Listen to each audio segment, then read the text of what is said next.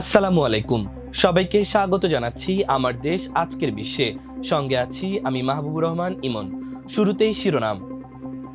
ফাঁসির মুখোমুখি হতে পারেন হাসিনা, নাটক বললেন টিউলিপ।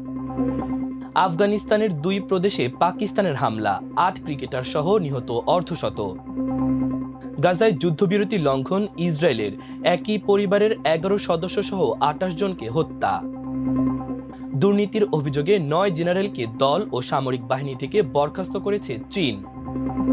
তালেবানকে অবশ্যই ভারত সমর্থিত জঙ্গি গোষ্ঠীকে দমন করতে হবে, পাক সেনাপ্রধানের হুঁশিয়ারি।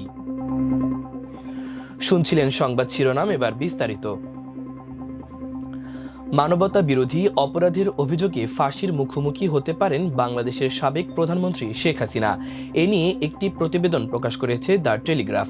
প্রতিবেদনে বলা হয়, 78 বছর বয়সী শেখ হাসিনা বর্তমানে আন্তর্জাতিক অপরাধ ট্রাইব্যুনালে বিচারাধীন।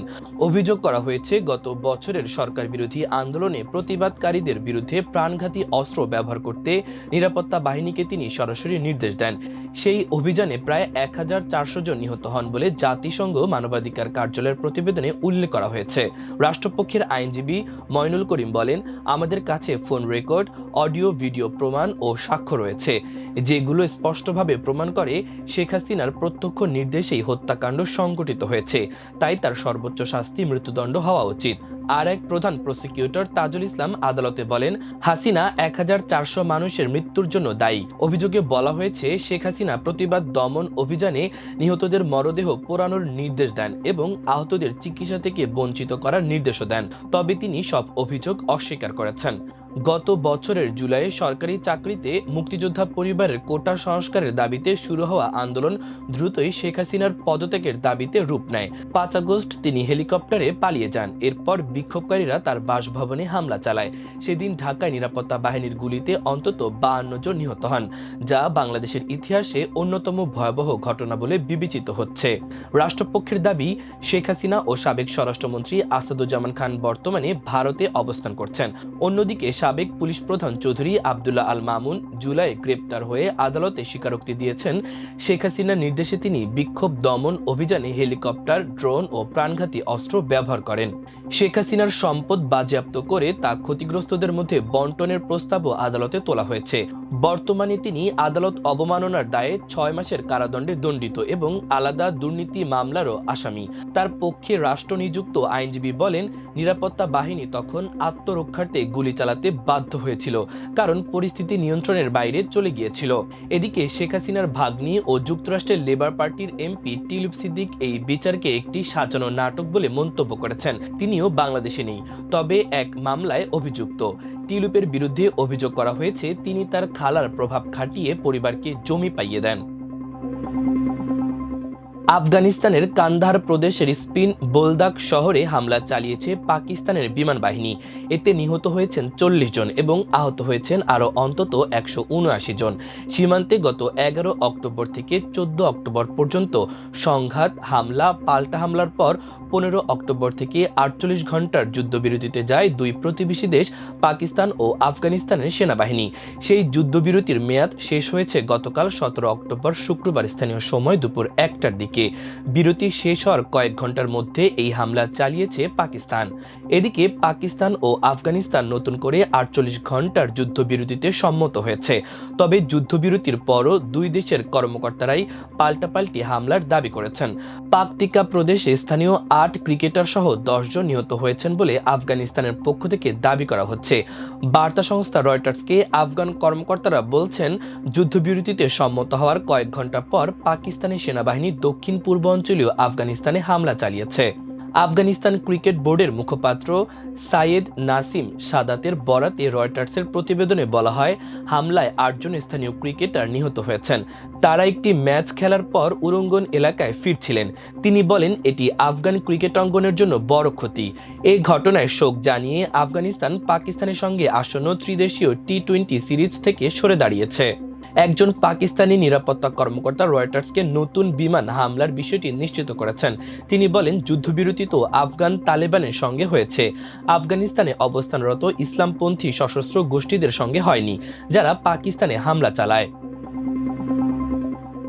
8 দিন আগে কার্যকর হওয়া যুদ্ধবিরতির পরও গাজায় ইসরায়েলি বাহিনীর হামলায় অন্তত 28 জন ফিলিস্তিনি নিহত হয়েছেন। শুক্রবারের হামলায় গাজায় জেইতুন এলাকায় একই পরিবারের 11 সদস্যকে হত্যা করা হয়েছে, যা এই যুদ্ধবিরতির সবচেয়ে ভয়াবহ লঙ্ঘন হিসেবে বিবেচিত হচ্ছে।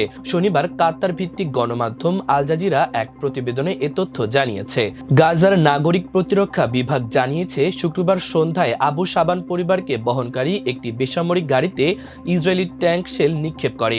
নিহতের মধ্যে 7 শিশু, 3 জন নারী এবং পরিবারের কর্তা ছিলেন। নাগরিক প্রতিরক্ষা মুখপাত্র মাহমুদ বাশাল বলেন, পরিবারটি তাদের ক্ষতিগ্রস্ত বাড়ি পরিদর্শনে যাচ্ছিল, তখনই সেনারা গুলি চালায়। তিনি বলেন, তাদের সতর্ক করা যেত, কিন্তু ইসরায়েলি বাহিনী ইচ্ছাকৃতভাবে নিরীহ বেসামরিক টার্গেট করেছে। এটি তাদের রক্তপিপাসু মনোভাবের প্রমাণ। হামাস এই ঘটনাকে গণহত্যা হিসেবে আখ্যা দিয়েছে এবং মার্কিন প্রেসিডেন্ট ডোনাল্ড ট্রাম্প সহ মধ্যস্থতাকারীদের প্রতি আহ্বান জানিয়েছে, যাতে তারা ইসরায়েলকে যুদ্ধবিরতির শর্ত মেনে চলতে চাপ দেয়। হামলায় নিহতরা হলুদ রেখা নামক সীমান্ত অতিক্রমের সময় গুলিবিদ্ধ হন। এই রেখা বরাবর ইসরায়েলি বাহিনীর পিছু হটার কথা ছিল, তবে ইসরায়েলি প্রতিরক্ষা মন্ত্রী ইসরায়েল কাটস জানিয়েছে, ওই রেখাগুলো স্পষ্টতার জন্য শীঘ্রই পুনর্চিহ্নিত করা হবে। এদিকে যুদ্ধবিরতির পরও ইসরায়েল শুধু হামলা নয়, মানবিক সহায়তা প্রবাহে কঠোর বিধিনিষেধ আরোপ করেছে। রাফা সহ গাজার গুরুত্বপূর্ণ সীমান্তগুলো বন্ধ করে দেয়ায় খাদ্য ও চিকিৎসা সহায়তা প্রবেশ মারাত্মকভাবে সীমিত হয়ে পড়েছে। দুর্নীতির অভিযোগে চীনের 9 জেনারেলকে দল ও সামরিক বাহিনী থেকে বরখাস্ত করেছে ক্ষমতাসীন কমিউনিস্ট পার্টি। গতকাল শুক্রবার চীনের প্রতিরক্ষা মন্ত্রণালয় থেকে এ তথ্য জানানো হয়। 2023 সাল থেকে চীন সরকার দুর্নীতির বিরুদ্ধে অভিযান চালিয়ে আসছে। এর আগে কখনো সামরিক বাহিনীর এত শীর্ষ পর্যায়ের কর্মকর্তারা বরখাস্ত হননি। বিবিসির খবরে বলা হয়, ওই 2 শীর্ষ কর্মকর্তা সহ মোট 9 জন জেনারেলকে বরখাস্ত করা হয়েছে। কয়েক দশকের মধ্যে চীনের সামরিক বাহিনীতে এটাই দুর্নীতির অভিযোগে সবচেয়ে বড় দমনমূলক অভিযান। প্রতিরক্ষা মন্ত্রণালয় থেকে দেওয়া বিবৃতিতে বলা হয়, ওই 9 জনের বিরুদ্ধে গুরুতর আর্থিক অনিয়মে জড়িত থাকার অভিযোগ উঠেছে। বরখাস্ত হওয়া বেশিরভাগ সেনা কর্মকর্তাই 3 তারকা জেনারেল। বরখাস্ত হওয়া সেনা কর্মকর্তাদের মধ্যে আছেন চীনের সেন্ট্রাল মিলিটারি কমিশনের ভাইস চেয়ারম্যান জেনারেল হে উইংডন ও চীনা সেনাবাহিনীর সাবেক শীর্ষ রাজনৈতিক কর্মকর্তা নৌবাহিনীর অ্যাডমিরাল মিয়াও হুয়া। হে উইংডনের বরখাস্ত হওয়া 1966 থেকে 1976 সালে চীনে সাংস্কৃতিক বিপ্লবের পর সেন্ট্রাল মিলিটারি কমিশনের দায়িত্বে কোনো জেনারেলের বরখাস্ত হওয়ার প্রথম ঘটনা। গত মার্চ থেকে হে উইংডনকে আর জনসম্মুখে আসতে দেখা যায়নি, তবে তার কার্যক্রমের ওপর তদন্ত চলার বিষয়টি এর আগে কখনোই প্রকাশ করা হয়নি। গত বছরের নভেম্বর মাসে শৃঙ্খলা ভঙ্গের গুরুতর অভিযোগে মিয়াওয়ের বিরুদ্ধে তদন্ত শুরু করা হয়েছিল। তারপর গত জুন মাসে তাকে সেন্ট্রাল মিলিটারি কমিশন থেকে বরখাস্ত করা হয়। আফগানিস্তানের সঙ্গে উত্তেজনা বৃদ্ধির মধ্যে পাকিস্তানি সেনাপ্রধান ফিল্ড মার্শাল সৈয়দ আসিম মুনির তালেবান শাসকদের প্রতি কড়া বার্তা দিয়েছেন। তিনি আফগান ভূমি ব্যবহার করে পাকিস্তানের অভ্যন্তরে হামলা চালানো প্রক্সি সন্ত্রাসীদের বিরুদ্ধে অবিলম্বে কঠোর পদক্ষেপ নিতে তালেবান সরকারের প্রতি আহ্বান জানিয়েছেন। তিনি বলেন, কাবুলের তালেবান সরকারকে অবশ্যই তার ভূমি থেকে পরিচালিত এবং পাকিস্তানি সন্ত্রাসী কার্যকলাপে জড়িত জঙ্গিদের বিরুদ্ধে দৃঢ় পদক্ষেপ নিতে হবে। ভারতের প্রসঙ্গে আসিম মুনির বলেন, কৌশলগত অন্ধত্ব এবং ভুল পথে পরিচালিত আধিপত্যবাদী উচ্চাকাঙ্ক্ষা থাকা শত্রুর বিরুদ্ধে পাকিস্তান আবারও বিজয়ী হয়েছে। অপারেশন বুনিয়ানুম মারসুস পাকিস্তানের সশস্ত্র বাহিনীর সক্ষমতা ও যোগ্যতার প্রতি জনগণের আস্থা আরও দৃঢ় করেছে।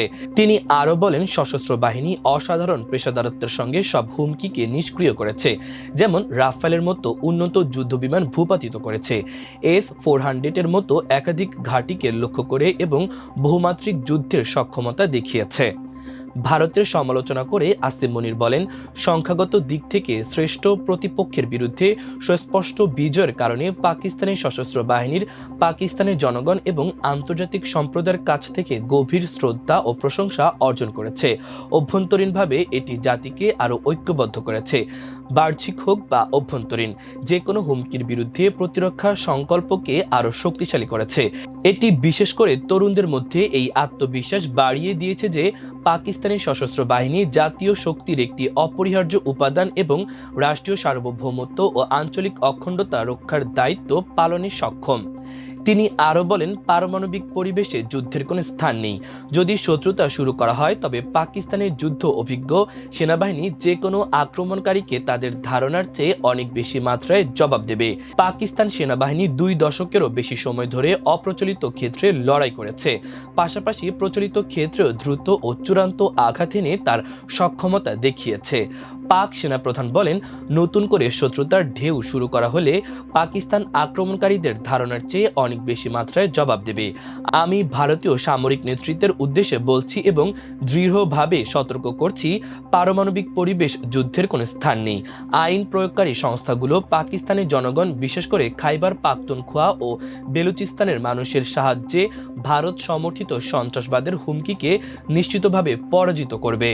তিনি আরও বলেন, প্রচলিত ক্ষেত্রে আমাদের বিজয় হয়েছে, একইভাবে আমাদের প্রতিবেশীর প্রতিটি রাষ্ট্রীয় প্রক্সি ধূলিসাৎ হয়ে যাবে ইনশাল্লাহ। যেমন আমরা অনেক বড় এক প্রতিপক্ষের বিরুদ্ধে দৃঢ় ছিলাম, তেমনি আমরা ইসলামের তথাকথিত একটি ব্যাখ্যা দাঁড় করানো মুসলিমের বিপদগামী সন্ত্রাসীর কাছে মাথা নত করব না। সর্বশক্তিমান আল্লাহর রহমতে এবং জনগণের সমর্থনে পাকিস্তান তার পবিত্র ভূমির 1 ইঞ্চিও হারাবে না। প্রিয় দর্শক, আমাদের আজকের বিশ্বের আয়োজন এই পর্যন্তই।